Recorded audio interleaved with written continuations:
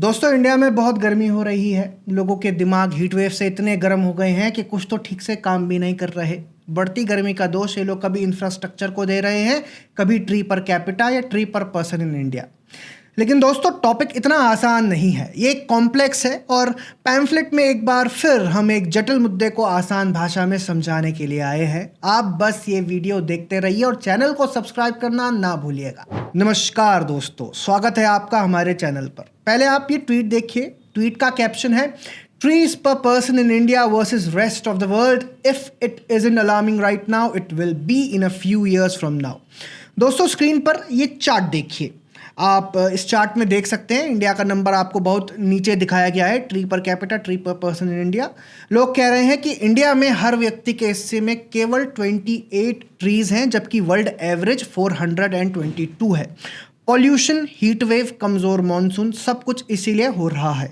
बहुत से लोग मोदी सरकार पर हमला बोल रहे हैं कि डेवलपमेंट के नाम पर जंगल काटे गए, इसका रिजल्ट है ये। लेकिन क्या ये पूरी सच्चाई है? आज हम इस कंट्रोवर्सी को बिना किसी पॉलिटिक्स के बिल्कुल प्रैक्टिकल एंगल से समझेंगे। कोई बकवास नहीं, सिर्फ ग्राउंड रियलिटी।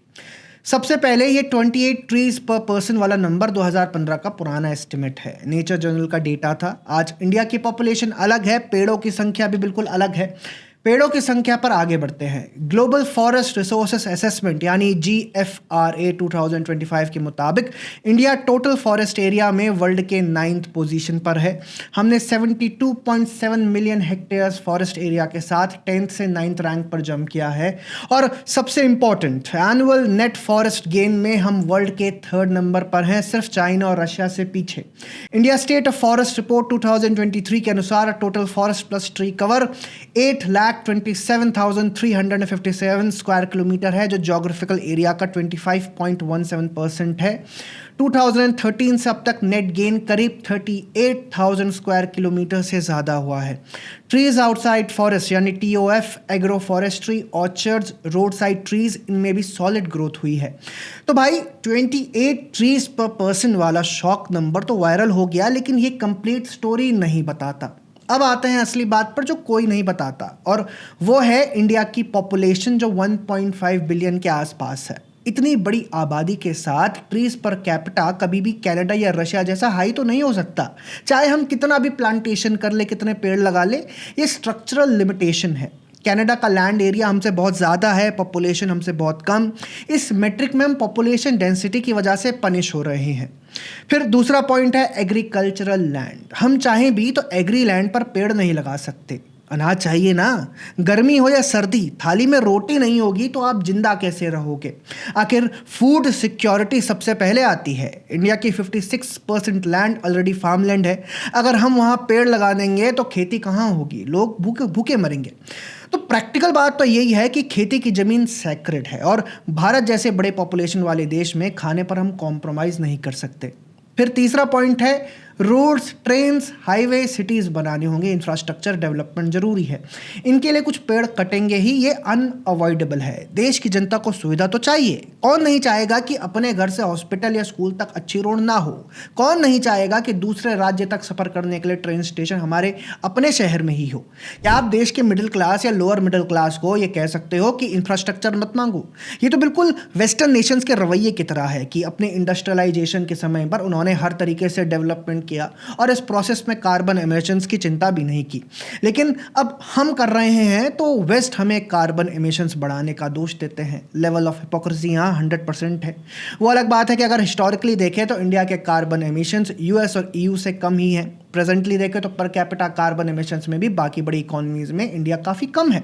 तो डेवलपमेंट पर भी कॉम्प्रोमाइज़ हम नहीं कर सकते, चाहे घरेलू क्लाइमेट एक्टिविस्ट बाज रोएं या वेस्टर्न देश हमें भाषण सुनाएं। और फिर ये बात भी आएगी कि अगर हम डेवलपमेंट पर ध्यान नहीं देंगे तो डेवलपमेंट इंडेक्स जैसे पैरामीटर्स पर देश को क्रिटिसाइज़ किया जाएगा, या हमारे देश के लिबरल जमात शिकायत करते फिरेंगे कि चाइना में इतना विकास है, भारत में क्यों नहीं।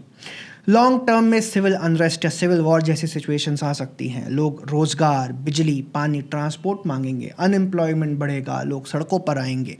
वैसे भी हमारे देश में कई लोग कब से आस लगाए बैठे हैं कि कब बांग्लादेश या नेपाल जैसा विद्रोह यहाँ भी हो। तो अब फिर आप बताइए सरकार क्या करे? विकास होगा तो शिकायत, नहीं होगा तो शिकायत। खैर, इतने सारे पॉइंट्स के बीच एक बात है जो जेन्युइन है कि क्या सरकार ज़्यादा पेड़ लगा रही है, क्योंकि ज़्यादा आबादी वाले देश में ज़्यादा पेड़ तो होने ही चाहिए। जो भी इन्वायरमेंटल नॉर्म्स बनाए गए हैं, forest conservation act, CAMPA rules, NGT guidelines, क्या उनका पालन हो रहा है? विकास के साथ साथ अनाज चाहिए और सांस लेने के लिए हवा भी चाहिए जो हमें पेड़ों से मिलती है। अब इसमें थोड़ा पॉजिटिव साइड भी देख लेते हैं।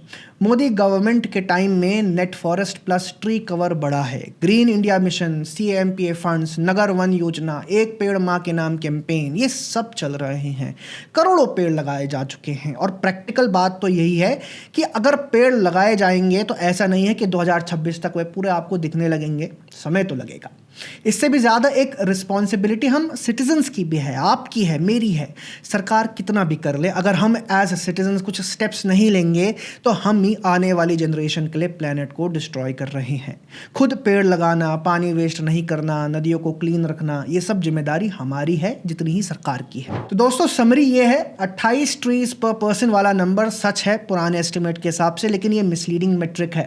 पेड़ भी चाहिए, अनाज भी चाहिए और सड़क ट्रेन भी चाहिए। सिर्फ वायरल चार्ट से सोल्यूशन नहीं निकलेगा। स्मार्ट पॉलिसीज, कम्युनिटी पार्टिसिपेशन और लॉन्ग टर्म प्लानिंग से हम आगे बढ़ सकते हैं।